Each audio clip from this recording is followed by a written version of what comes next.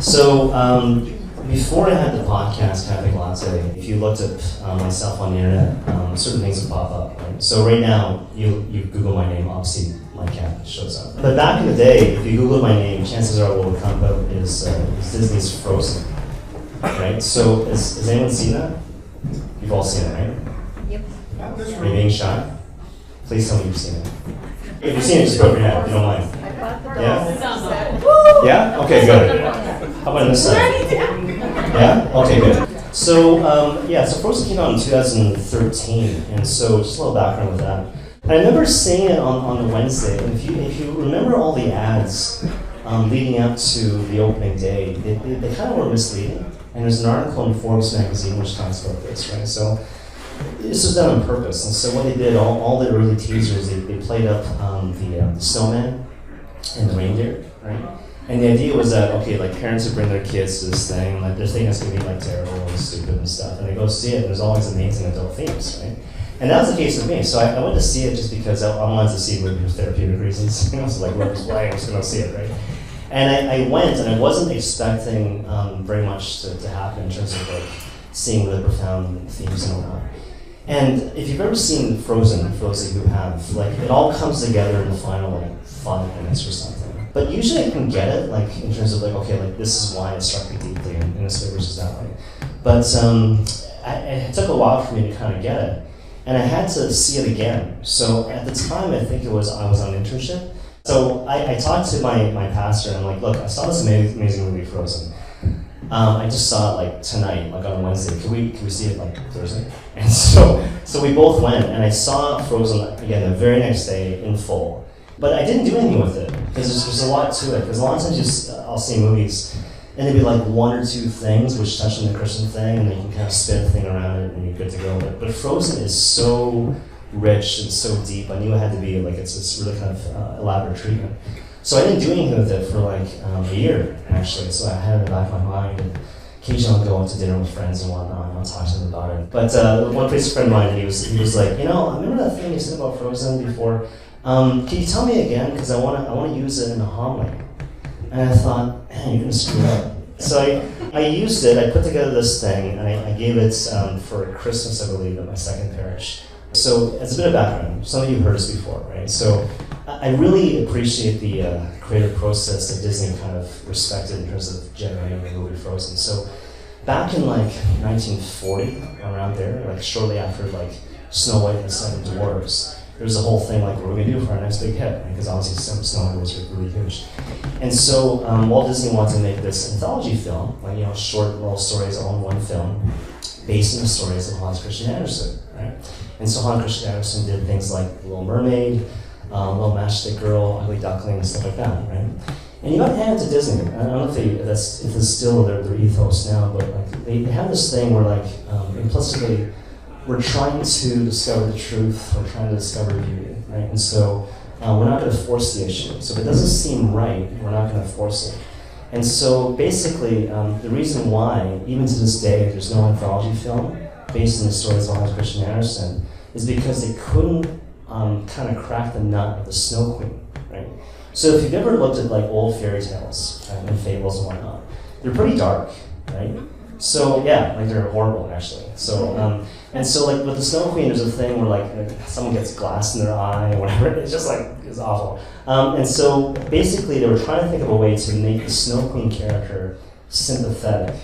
And again, they couldn't crack that nut. And so rather than force the issue and make a quick buck, they decided to kind of wait, right? In the meantime, you know, they made short films, Little Matchstick Girl, whatever, and obviously Little Mermaid became a thing, you know, but then they never actually resolved the issue of the Snow Queen. And eventually, they decided, like, okay, the way to resolve it is to make the Snow Queen not this, like, monster on top of a mountain type thing. The way to kind of resolve it is to make it so that the Snow Queen is the sister of the protagonist. So then it becomes a family issue, right? And so you see this in the making of Frozen, right? So Elsa is basically the Snow Queen, and Anna is her sister, right? And so the idea, they were very conscious about this, because they knew the traditional motif when it came to fairy tales was that there's this tension, and some guy just comes out of nowhere on his horse and he saves them, right? They're like, no, there will be no guy, right? It's like, this is a family issue, and there's like sisters, and like, it's not like one's good and one's bad, they're just trying to work out this this particular issue. And so that's the whole thing with Frozen. So in terms of understanding the thing, right? So you got to know a couple things about salvation history. So this is a little bit of theology, right? So you go back to the book of Genesis, obviously the first parents, Adam and Eve, right? So basically back in the day, before like original sin, the expression is they lived in easy friendship with the Lord and with each other. And it's symbolized by the fact that they were naked, right? So I'm naked before you and before God type thing, right? So shared vulnerability, but we don't feel threatened in that. And the reason why is because before original sin, like, things are pretty good, right? So there's no suffering, no death, no inclination towards sin, no tension in relationships or the relationship between men and women and that sort of thing, right? But with original sin, like, things obviously change. So it's like original sin, we're not really sure what the original sin was, but we know it was born out of a deep sense of distrust, right? So you remember the garden and all the trees and stuff, and the only thing you gotta do, like, don't eat from the tree of the knowledge of good and evil, right? But of course, they blow that, right? And they eat of the fruit of the tree of the knowledge of good and evil. And what this symbolizes is that, okay, we somehow, like, along the way, stop trusting that God had our best interests in mind. And so that's symbolized by them eating of the fruit of the tree of the knowledge of good and evil. As a result of which original sin enters into the world, right? And so all of a sudden things change, right? So now there's tension between Adam and Eve. They start blaming each other, right? They start to clothe themselves in terms of fig leaves, and they're afraid of God, and like now there's suffering, there's inclination towards sin, now there's death and all, whatever, right? And so what this symbolizes is disorder now enters into the world. So tension between me and like other people, tension with me and the Lord, tension within myself, conflict even with like, you know, just like the world at large, right? So that's what symbolizes that, right? Now the Lord, when he sees this thing happening to Adam and Eve, you know, certainly he calls them out, like you shouldn't have eaten the fruit, obviously, right? But he doesn't like condemn them, but he clothes them and he says, okay, like one day, you know, there'll be a Savior, he'll make all things new in the fullness of time, right? So that's salvation history. Another thing that's important to know to kind of understand this thing I'm about to talk about now. So when you look at like the church fathers, like people like Augustine and whatever, when they talked about sin, they talked about sin in terms of a separation or an alienation. That's the way they kind of phrased it, right? So, but what's interesting, this is kind of the point, rather than use like what we're used to in terms of like, you know, images of like fire and like burning hell and whatever, they use these very kind of like unique images. So Augustine talks about sin as like being caved in oneself, right? And Dante, the poet Dante, he uses the image of being trapped in ice, or, as I was saying, frozen, right? So when you look at frozen, like whenever you see like snow and ice and frozen, that sort of thing, it's actually a metaphor for original sin and sin in general. And it might seem like I'm making that up, but when you see the film kind of play with it, it's pretty cool, right? So, okay, so you think of the very beginning of the film, right? So the two sisters, there's like Anna and Elsa, and they're young and they're carefree and that sort of thing. So easy friendship with each other. So the state of affairs before original sin. And then there's this accident, right? So something happens, and so as a result of that, you know, now Elsa becomes like super afraid, right? To the point at which she finds herself like trapped behind locked doors. She locks herself in her room and refuses to engage with Anna, right? She's afraid of like kind of hurting Anna, right? There's this whole thing where like Anna's knocking on the door, right? And remember that song? The song is obviously one of those, you want to build something, right? So there's this whole thing. And so if you think about it, even just from a biblical standpoint, it's like kind of like Revelation, I think 3:14 or 3:16. Behold, I stand at the door and knock. If anyone opens the door to me, I will dine with him and he with me, right? So awesome. So she's knocking on the door for like years.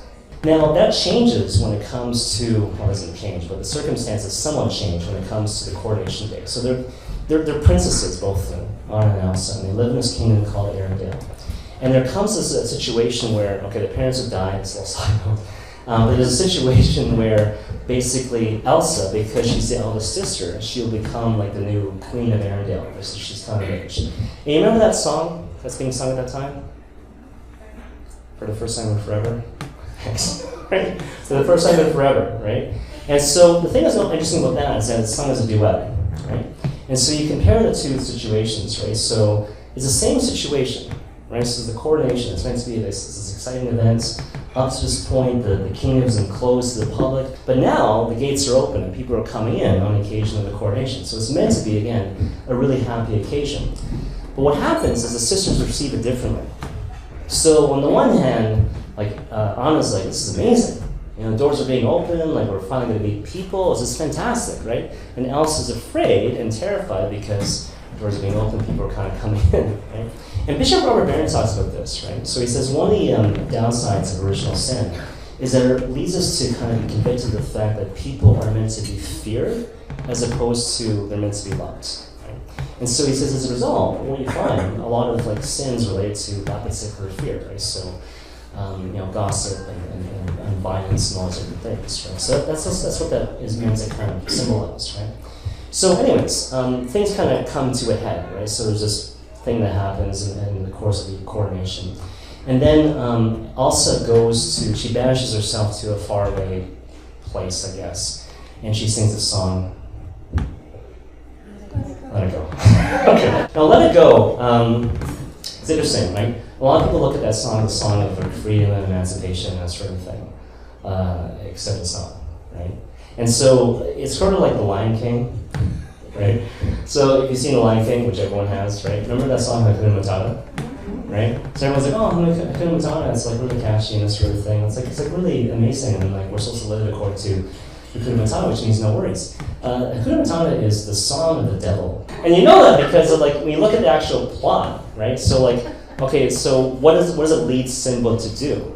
To kind of live in the jungle and eat bugs and berries. Whereas what he's supposed to do is not live according to Hakuna Matata. He's meant to kind of enter the Pride Land, fight those hyenas, and like live up to his vocation to be the son of the king, right? So similar thing with this. So when you look at like Let It Go, there's these certain lines which is like, oh, like I'm alone and free and whatever. But if you look at her actual situation, right? So she changes her clothes, she changes her hair, and she kind of builds this castle of ice, and she's like, yeah, I'm alone and free, and she shuts that door. But she's alone in a castle full of ice, So like right away, it's like something doesn't seem right. She's not alone and free, she's just alone, right? Now, this becomes clear. This is not like a made-up thing, right? Because when Anna comes, and they have that little conversation, it's the reprisal of like that song for the first time in forever, right? And so initially, Elsa's like, "Oh no, things are fine. Just go back home. You'll be safe and whatever." And then Anna's like, "I don't think you realize what's happening, right?" So Arendelle is completely encased in ice because of this thing that you've left unresolved. Speaks to the fact that original sin doesn't just affect me. It affects my relationships. It affects the world, right? And so basically, we got to come back and like kind of deal with this thing. Now, at this point, this is where you know like that Let It Go was not meant to be a song of emancipation, right? Because suddenly Elsa realizes like what's gone wrong, and so she's like, I'm such a fool. I can't be free. I can't escape the storm inside of me. Now, again, it's a duet, right? Just like the first time you hear first time in forever, right? So what you see with Elsa is that she's progressively going down this spiral of like negativity and despair and whatever. But you look at Anna, and it's not so much what she says, although that's helpful too. It's like the tone of it all, right? And so she's like, for the first time in forever, we can work through this thing and we can reverse the storm we've made, but it's like steady and calm, right? So interesting thing about that, it speaks to this notion of spiritual warfare, right? But basically, when you think about how like the Lord speaks to you and how like the voices of the tempter speaks to you, obviously they have a kind of different tone, right? But it's not how people might expect. So a lot of times people think, okay, like the voice of the shepherd speaks to me for like half an hour, and he takes a break, and the devil speaks to me. But usually it's like they're talking over each other. They're talking over each other, right? So you need to recognize in the midst of these competing voices, which is the voice of the good shepherd, which is the voice of the devil, right? So one way you can tell is that the voice of the good shepherd, even though it might kind of challenge you to recognize a certain area of growth, the voice of the good shepherd is always convicting, in the sense that here's an area where you need to kind of perhaps change or grow or whatever, right? But I leave you with a sense of hope, right? So do this thing, make this adjustment in your life, and it might be hard, but it's going to lead to new life, new freedom, and then so you don't have a sense of being down on yourself, you have a sense of like, yeah, this is good for me. And so I'm left with a sense of hope, right? Whereas the devil doesn't leave you with a sense of conviction, he leads you with a sense of condemnation, right? So the Lord will always say some variation of like, make this adjustment and your life will be better. The devil will say some variation of like, you suck, right? And it leaves you with a sense of like, I don't have any hope. you know, because I'm like no good and all these different things, right? And so we go back to this duet for the first time in forever, this reprisal, right? So the whole thing, you go back to Anna, right? So for the first time in forever, you don't have to be afraid, we're gonna work through this thing, and like, we'll reverse the storm you've made. And it's like super, super calm. It's okay, just relax, whatever. And what happens is, in contrast, you look at Elsa, she is freaking out, right? And it really intensifies as the story's going on, right? As the song's going on. But then what happens, it's kind of interesting. It's like, you know, God permits evil for the sake of the greater good, right? So do you remember what happens at the end of that song? Everyone's looking to their children. You must know the answer. So what happens is, like, she's like, okay, I can't, right? So up to this point, Anna's like, oh, we can do this thing together, don't be afraid, you know, whatever.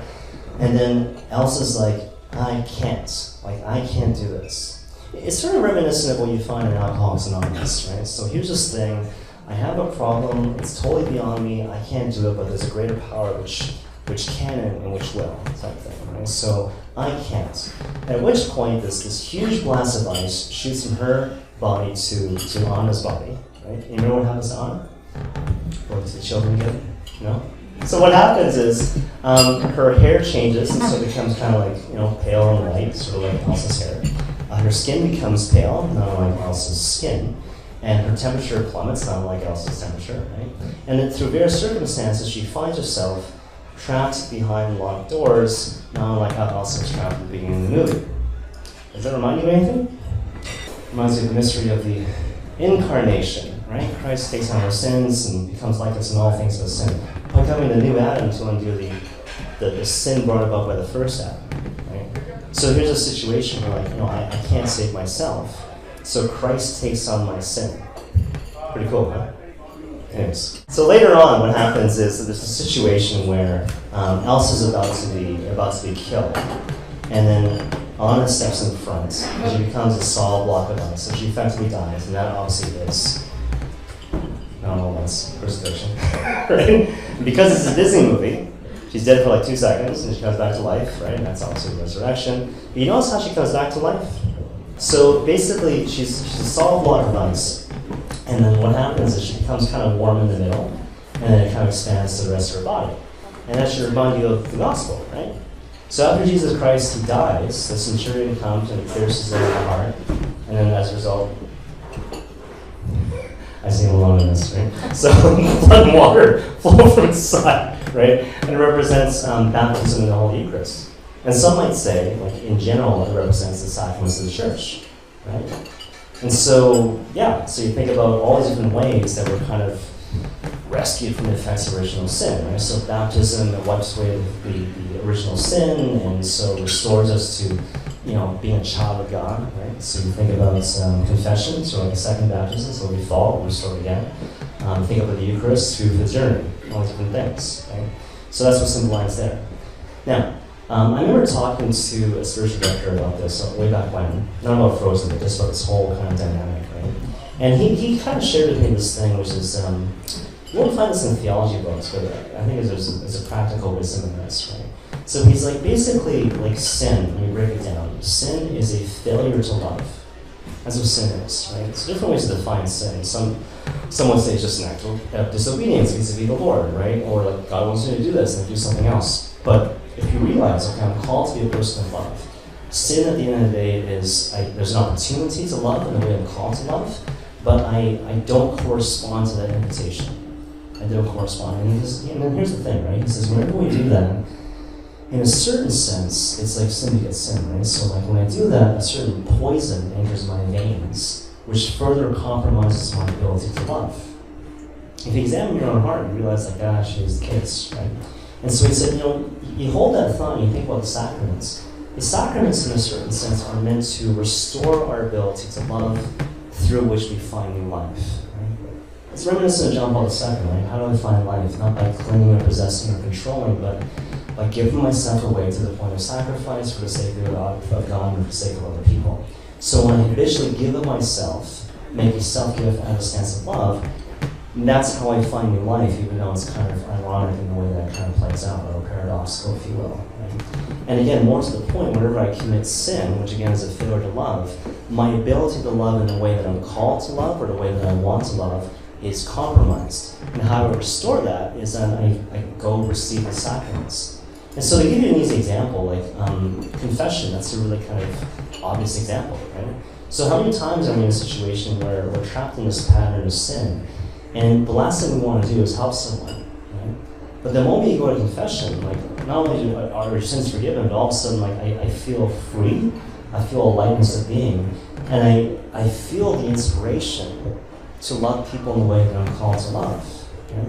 And so that's kind of what's happening in the movie, right? So it's implied, it's not explicitly stated, right? But you notice that the moment that Anna comes back to life, and there's a whole thing with the Sacred Heart, and like, you know, the baptism, and the Holy Eucharist, and the sacraments, like what happens in the aftermath of that? There's a change that happens in Elsa, right?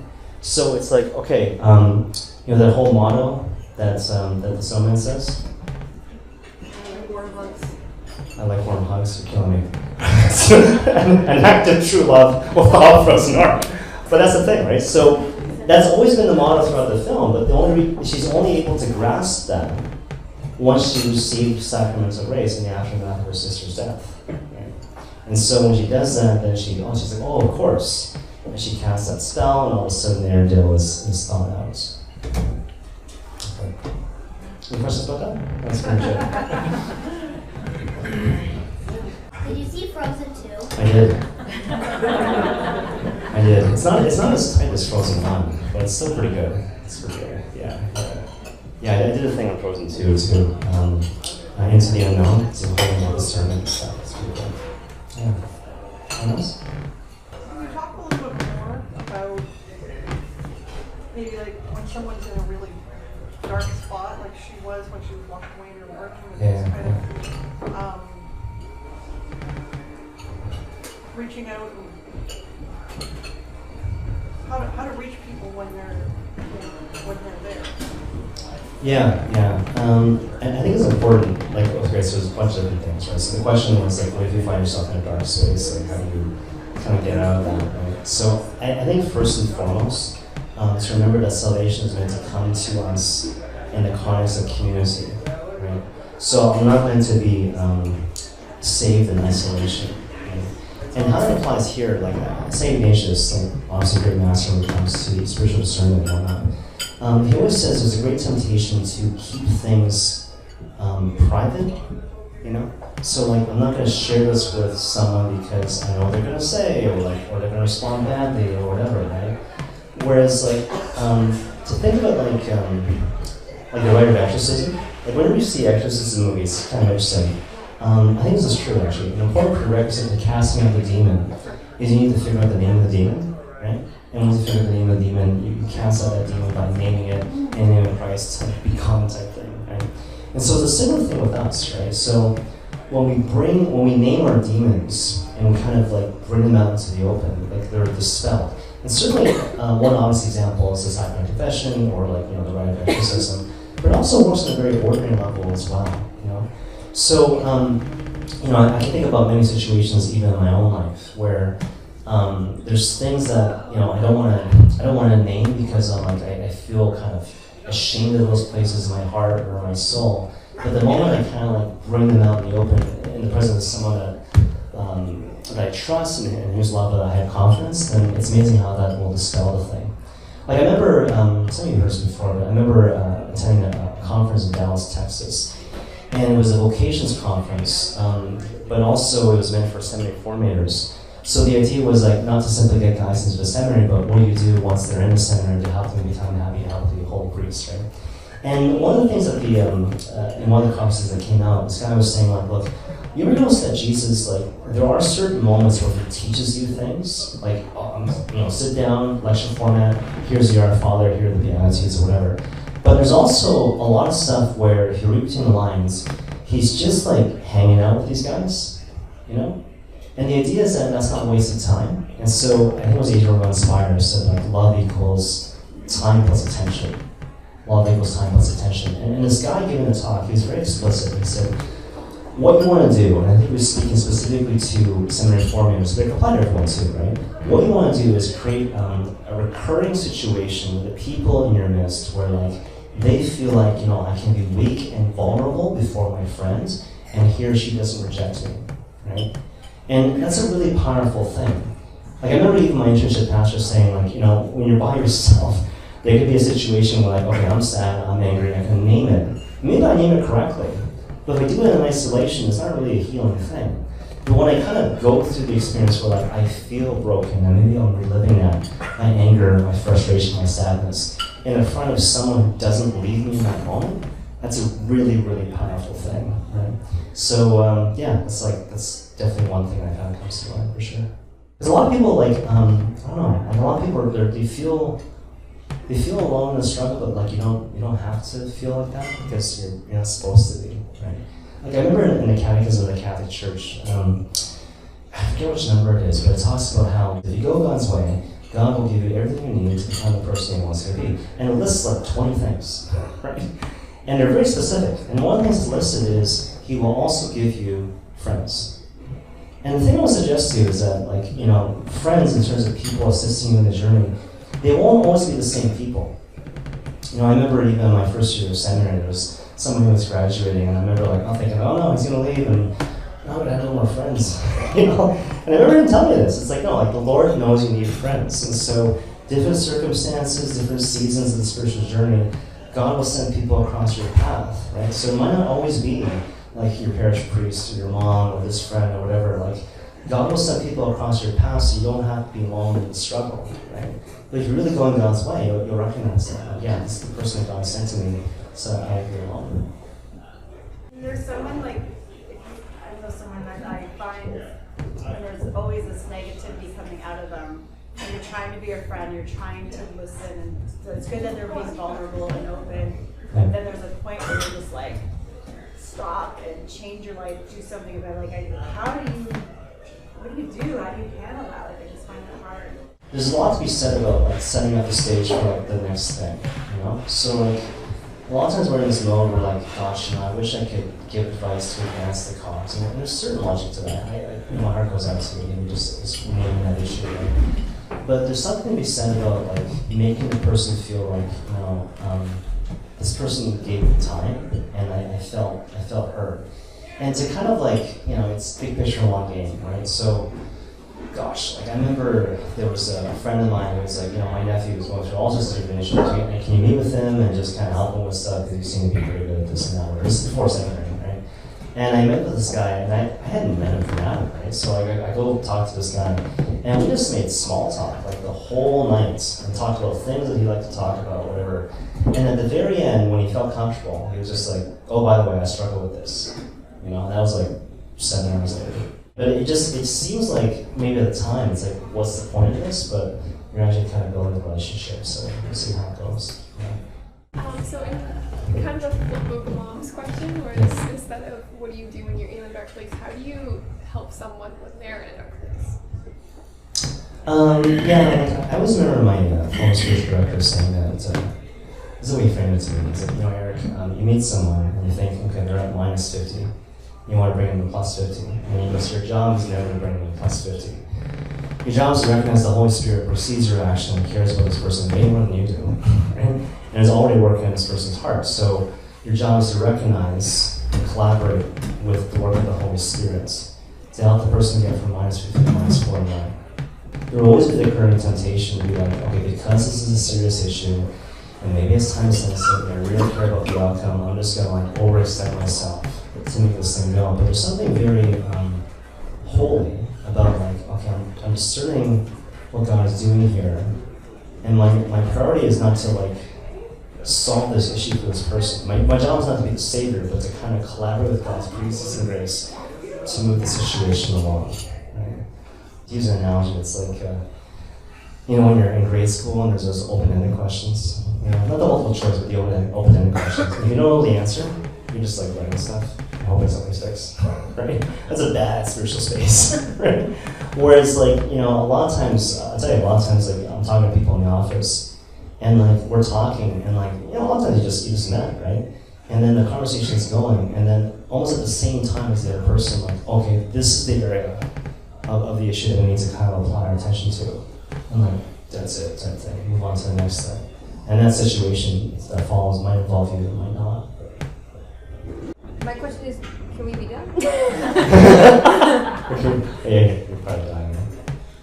Yeah, that's what I want to. Okay. Sure. Okay, great. Thanks.